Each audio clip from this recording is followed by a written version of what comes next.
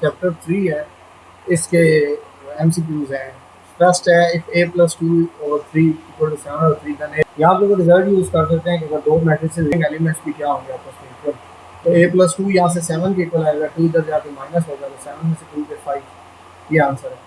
फिर सेकंड है कि A350 कौन सा मैट्रिक्स है, ये रो मैट्रिक्स है, ये वाला कॉलम मैट्रिक्स है। ये देखें ना, तीनों 1 1 1 है, डायगोनल 1 है और बाकी 0 है, तो ये आइडेंटिटी मैट्रिक्स है। ठीक है, इसके बाद हमारे पास ये फिफ्थ एमसीक्यू है कि अगर A ट्रांसपोज माइनस ए के इक्वल हो फिर ए स्क्यू सिमेट्रिक होता है, और अगर प्लस ए के इक्वल आता फिर सिमेट्रिक होता है।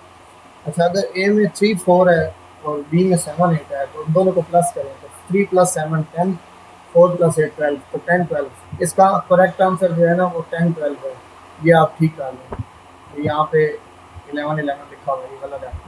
इसका करेक्ट आंसर 10 12 है, क्योंकि 3 + 7 10 और 4 + 8 12, सी ऑप्शन। अच्छा, इसके बाद A3 4 और B7 है, जब B माइनस ए क्या होगा, B माइनस ए मीन 7 - 3 4, 8 - 4 4 4 4 होगा, ये सी ऑप्शन।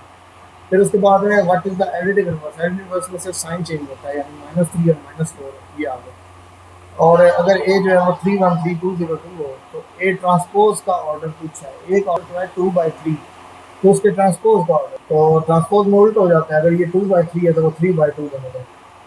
यहाँ पे इसका डिटर्मिनेंट लेंगे, 3 4 12 - 0 12 आंसर आएगा, तो ये आपने कर लेना है।